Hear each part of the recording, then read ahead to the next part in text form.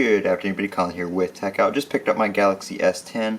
I've had it for about a few hours now, and I've just finished setting it up and customizing most of the common settings to the way I like them. So I wanted to share them with you because I know, at least for me, one of the things I do when I first get a new phone, every phone, even though it may be running the same type of software, you know, Android 9 Pie, iOS 12, most of the time, most manufacturers, the new flagship device has some features that the other ones don't. So you want to find those features and customize them to your liking. So for the Samsung Galaxy S10, with the new screen, there's a couple things that have changed. We don't have a notification LED. We don't have a fingerprint sensor on the back. So first things first, and this will happen during the setup, is I always set up a fingerprint. So my preferred unlock is going to be the fingerprint. I don't have a face unlock set up just because I find the fingerprint to be a little bit more secure. Like I said, so you'll do this during the setup. If you don't, then you can always go into settings here and do this later on. But I always add a fingerprint, so it's going to walk you through this during the setup, like I said. And you can add your fingerprints. It'll let you add as many, up to, I think it's up to 5 as you want during the setup. So add a fingerprint, add a PIN, set your security preferences. That's going to be the first thing you want to do because before you set up your device, you're definitely going to want it to be secure. Second thing is we don't have a notification LED because there is no notch on this phone and the screen basically goes all the way to the top. So there's no room for a notification LED. We have the camera cut out right there. So if we head down here to display and go down to edge screen and edge lighting, this is kind of a way you can get a LED type effect right on the phone and customize your notifications. So you can choose some different ways this works while the screen is on, while the screen is off, or always. If you just want to receive your regular Android style notifications while the screen's on, you can make this only turn on when the screen is off, or you can do it all the time if you want to get it both ways. And I'll kind of show you what it looks like here. So I have mine set to the wave effect, which is this right here. You get the red accent and you get a little bubble right here that pops up with a wave effect coming out, and you can customize your color, your transparency, your width, and the duration of the notification. There's also different effects that you can do. There's just the basic one where you get the ring and the bubble that pops up. I like the wave because it kind of just makes the notification more pronounced, as if you had a notification LED. There are different interactions. You can turn that on or off. So if you want to open the app, you tap it. If you want to open the app in a pop-up, you can quickly swipe down. If you want to dismiss it, you can swipe right or left. And then you can also manage notifications for this. So if you have notifications you want to get your general Android notifications for, so you have a little bit more customizability over the type of notification in the app settings, you can turn that app off or leave it off. You can turn on all available apps. And then all your other available apps are down here. So like I don't like to get Gmail notifications or Instagram notifications, stuff like that popping up in the middle of the screen. So I leave those off, and I usually just leave this on for like messages. If I have WhatsApp installed, if I'm in a group chat, I'll have it on for that. And then my other stuff like Twitter, YouTube, and YouTube Studio. Just where I get notifications that are mainly text and message based. That's pretty much what I use the edge screen for. You can customize your navigation buttons, so you can do the full screen gestures, or you can do the navigation buttons. I still prefer the buttons, I'm just not a big fan of the gestures. And you can change your order. This is the default right here with the back button on the right.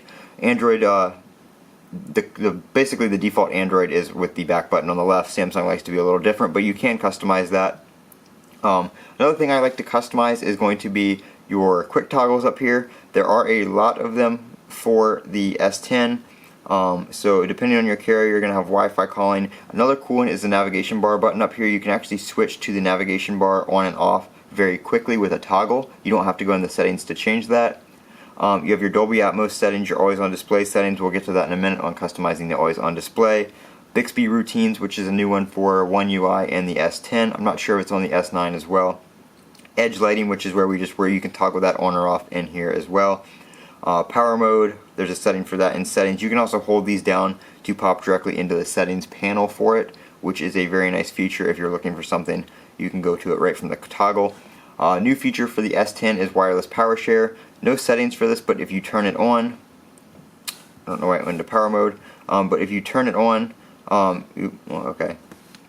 So apparently that makes it go into power mode for some reason right now. I don't know, I didn't do that before. But wireless power share, you can put a device on the back of the S10 and you can charge it. So I just put my iPhone under it and it is charging. As you can see, you can also flip the device over and use it as a wireless charging pad, which is a really nice feature. Like I said, there's no settings for that. It just turns on with the toggle, and then when you hit cancel, it turns back off once you're done charging. Very, very nice to have. Popping into the always on display though, I like my always on display to stay on all the time, even when I'm not like looking at my phone. So I have it on show always. There are other ones you can set it during a specific time period, like if you want it only to be on at night, like when your phone's plugged in, or if you want it only to be on during the day, you can customize that. You can do tap to show, so the screen will turn off and you just tap the screen once and the always on display will show. So if we turn it off, like I said, mine is set to be on all the time, so it comes back on like that. Now if we tap it once, we get a little indication on where to put our finger for the fingerprint unlock. And I'm kind of at an angle here, there we go. So it'll give you the little indication from that. The screen doesn't have to be on. I can still put my finger down here. If I put it in the right spot, it will unlock. So once you get used to where it is, you don't really need to tap to have that show up. You can also double tap and turn the screen and go to the lock screen and turn it on that way. So those are some of the features I like to customize. Obviously you're going to want to check for software updates if you just got the device, especially if the device has been out for a while. You may have gotten a device that was manufactured a few months ago, and it may have a few software updates to get you the latest features and bug fixes and stuff like that. So customize your notifications, customize your screen, your brightness. That's another thing I like to change. I turn off adaptive brightness. I'm using the vivid screen mode. I don't use the natural. That's what it comes on by default. The color is just a little bit better on that. This screen is HDR10 compliant, so you do have your HDR content. I think the screen looks a lot more colorful this way. Your screen resolution is going to come by an FHD Full HD by default, which is 1080. I set mine to 3040 by 1440. It uses a little bit more battery, but it also gives you a better screen resolution.